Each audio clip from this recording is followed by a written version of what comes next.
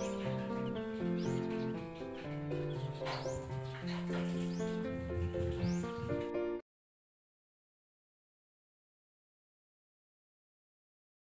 guys, update po tayo sa ating maagang minawalay na biik. So nandito po tayo ngayon sa ating babuyan. Ito nandito sa ating likod yung maaga nating minawalay na mga biik.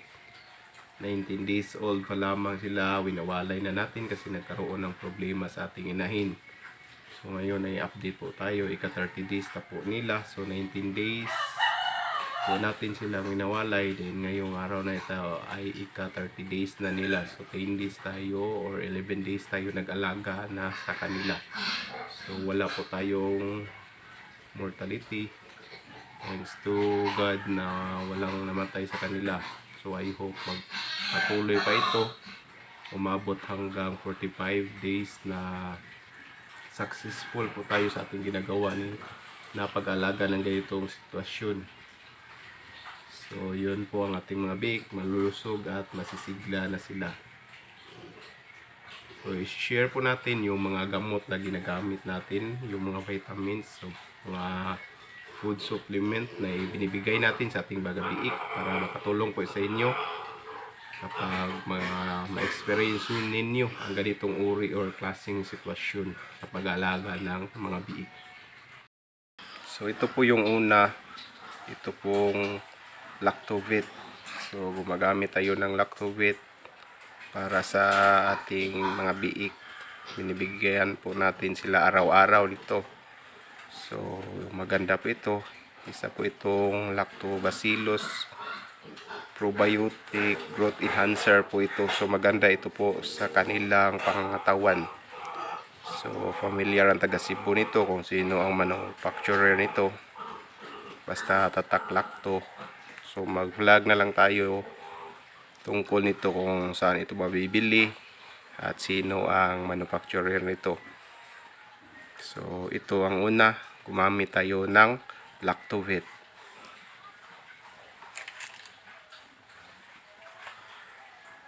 Pangalawa ay gumamit tayo ng dextrose powder. So araw-araw magbigay tayo ng dextrose powder sa kanila para iwas dehydration, kasi madali silang ma-dehydrate kasi batang-bata pa sila at madali itong magtatae kapag maaga nating winawalay ang ating mga biik. So dapat handa tayo na ma-rehydrate natin sila agad kapag nagbabawas sila ng tubig sa kanilang katawan. So magbigay tayo ng dextrose powder.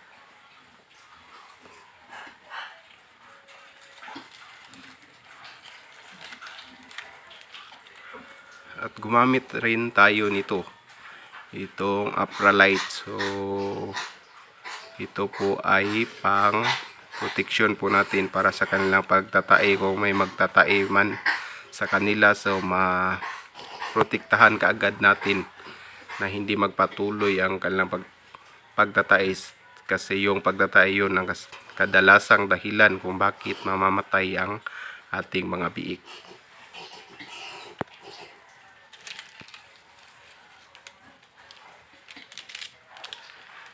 At gumamit rin tayo nito, Digest-Aid.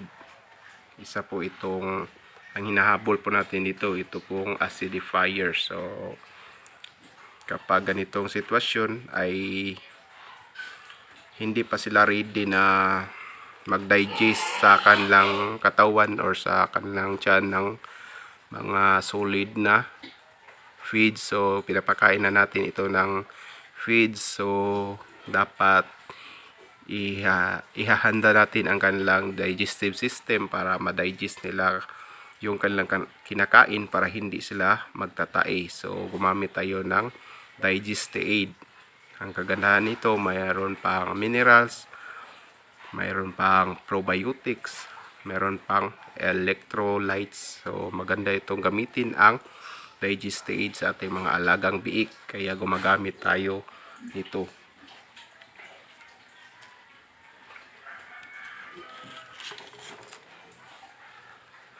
Then gumamit pa rin tayo ng electrolytes, so pangpasigla sa kanilang katawan para sumigla po sila, para hindi sila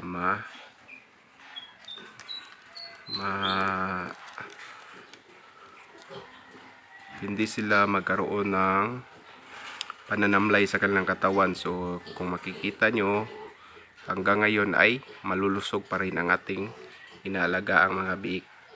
Kaya nag-additional tayo, gumamit tayo ng Elecfi. So isa itong electrolytes. So dagdag po ito na hindi po ma-dehydrate ang ating mga alagang biik.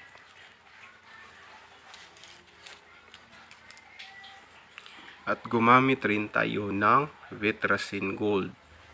So pang protection po ito sa ubot sipon sa kanila dahil maaga nating minawalay, so prone po ito na magkaroon ng ubot sipon, kaya pinoprotektahan kaagad natin. So binibigyan po natin kaagad ng Vitracin Gold. So Vitracin Gold lang muna ang ginagamit natin kasi light lang ito, pang protection lang po ito.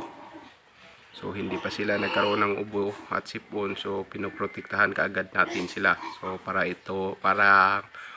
lang itong na false medication po natin sa ating inalagaan. So gumamit tayo ng Vitracin Gold. So ang kagandahan sa Vitracin Gold ay hindi lang siya isang doxycycline, mayroon din siyang thiamulin. Then ang kagandahan ay mayroon pang vitamin A plus vitamin B, B12 plus mayroon pa siyang probiotics. So kaya ito ang ginagamit natin. Gumamit tayo ng Vitracin Gold. So yun ang mga alaga natin. Update po tayo sa ika 45 days. I hope mag-success po tayo sa ating ginagawa na maagang pag-aalaga natin ng ating mga biik or maaga nating winawalay. So update tayo sa ika 45 days nila. So hanggang dito na lang po muna ang ating video at abangan nyo ang update nito sa susunod na mga araw.